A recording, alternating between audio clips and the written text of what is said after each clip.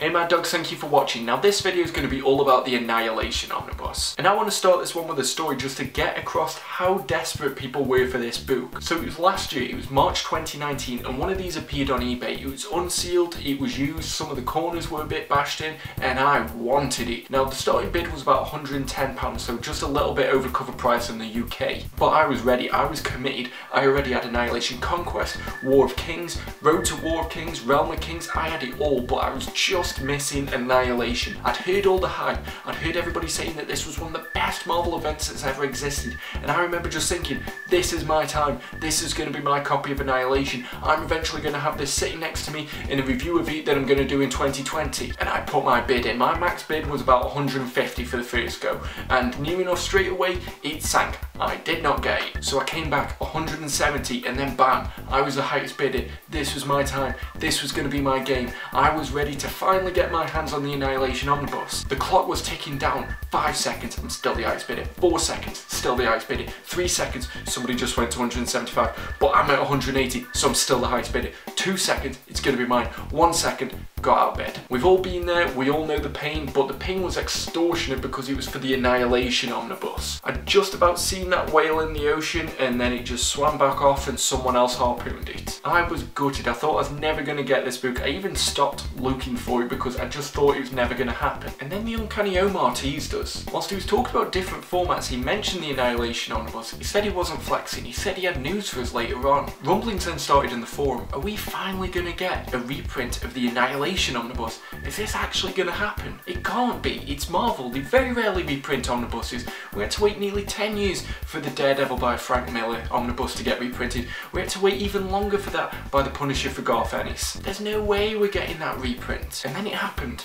The news broke, and the weirdest thing happened after that. The hype just got even bigger for this book. Everybody was saying that we were finally going to get our hands on it and it's going to be the best experience everybody's had. Everybody's finally going to have that experience to read Annihilation. I pre-ordered this the second it got announced that it was going to get a reprint. I didn't even care if the price wasn't going to drop. I didn't even care if I had pre-order price guarantee. I was willing to pay cover price just to finally have this book, to stop having to look at books 2, 3, 4 and 5 and finally have it as a complete set. And then Amazon told me that they didn't have any in stock. The original release date for this was late December 2019, and they told me that my delivery estimate was March 2020. But even crazier than that, the book was actually already in stock with Amazon UK, so there was no reason why it wasn't dispatched. I ended up spending 3 hours on the phone to Amazon customer services asking why it's in stock but not dispatched, because I didn't want this to go out of print again. We didn't really know what the size of these reprints were. We didn't know if it was just going to be pre-order only. We didn't know if it was going to be here to be evergreen and be there for years to come.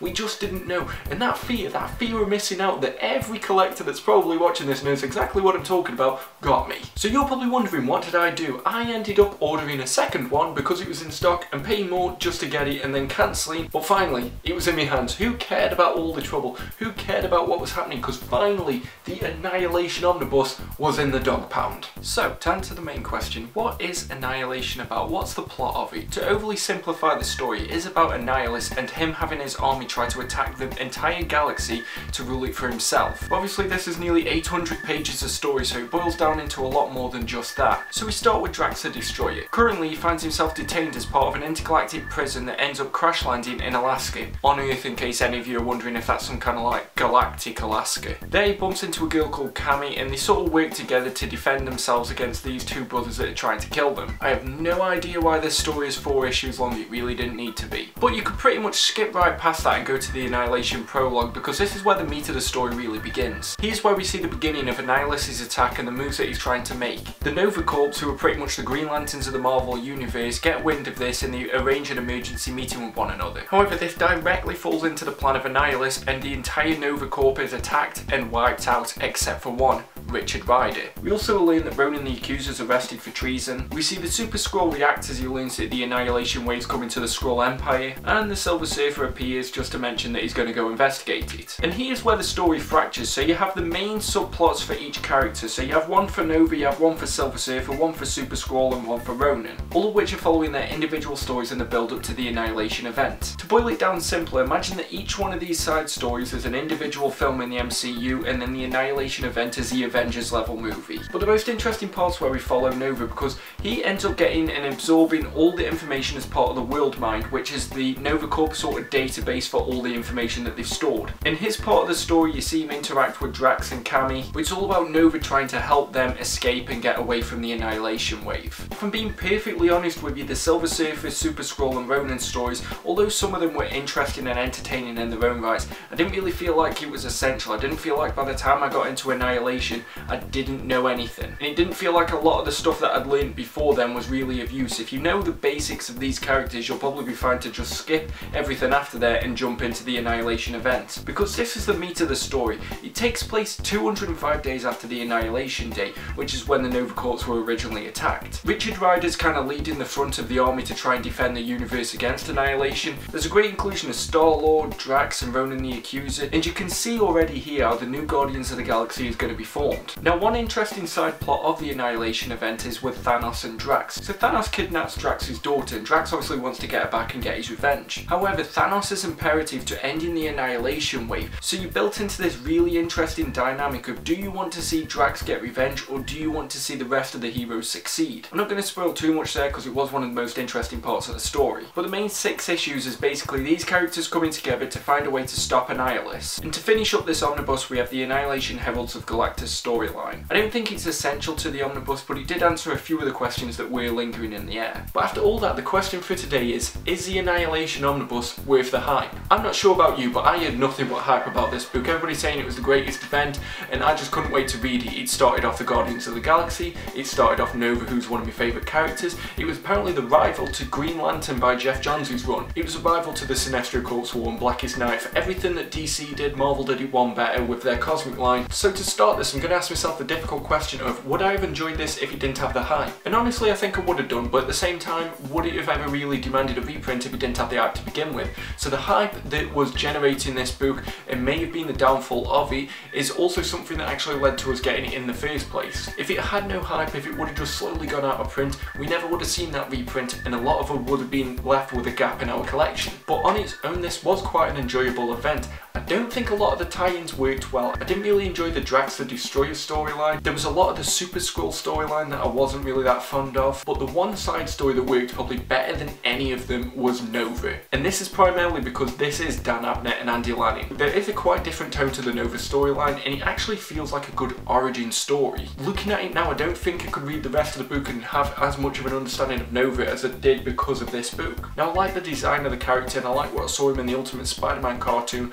but I didn't really know a lot about him from the comic sense. His storyline was always recommended on iFanboy and I always wanted to get into it, and because I didn't know that it started here, that's why I completely slept on this omnibus but made sure that I got the rest. And I think Richard Rider is probably the most interesting character that comes across in this story. Drax the Destroyer does have a lot, and particularly he has his Thanos storyline that sort of overlaps into the Guardians of the Galaxy film, but his 4-issue solo series that's at the beginning of this book was actually the slowest part for me to read. Like, it just didn't really add anything, I didn't really care, and if you are wondering and you're not that bothered about spoilers, the only thing that you really need to know about the Drax the Destroyer storyline that I think is imperative to the rest of the story is that he ends up getting a little girl companion from Earth. That's all you really need to know. I feel like if I had skipped it, I could have probably inferred that, like, oh, okay, there's a girl, he must have just met her on his travels. But I'm not too sure off the top of my head how it was originally printed, but the way that the omnibus is formatted is that you've got a full side story, so it goes like Drax, Nova, Super Skrull, Silver Surfer and Ronan, and then it comes into the main event of Annihilation. I don't know if I would have preferred it more if it was like one issue of this series, one issue of that, 1-1, 2-2-2-2, similar to how they've recently published the House of X books, but I did feel like besides Nova,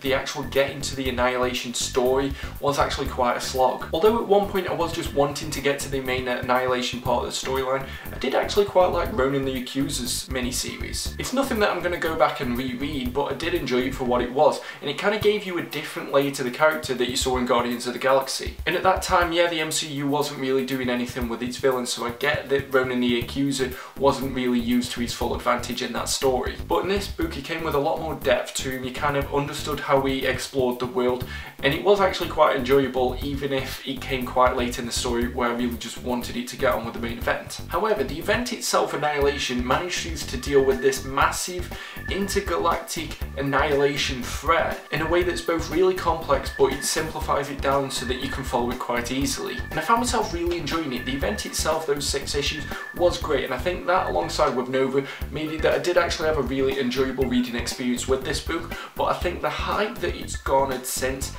doesn't actually pay off with what we've got here. I can't see it being too hard for anything like Annihilation, Conquest or War of Kings to actually beat the enjoyment that I had for this book, particularly because of how slow some of those side issues were. And as well, I didn't really care too much about the aftermath storyline with Galactus and him looking for his Heralds. Maybe it's because I've just come off a few issues of Donny Cates's Thor run, so I've kind of had the best Galactus story that I'm going to have for the time being, but it just didn't really seem to do much for me, and I kind of just wanted to get to the end of the book at that point. One thing that I really liked is I felt like Nova in this was a bit like John Connor in Terminator 2, particularly when you see him in the future war. I don't know if that was intentional, but a lot of the images from that part of the story did remind me of the beginning of Terminator 2, which if ever you try and get easy points with me, invoking Terminator 2 is the best way to do it. However, despite the fact that I don't think this lived up to the hype that it's garnered since it was out of print or whilst it's been back in print, I do actually already see how this is fundamental to the rest of the cosmic saga of the Marvel Universe, which if that is anything like Jeff Johns' Green Lantern run,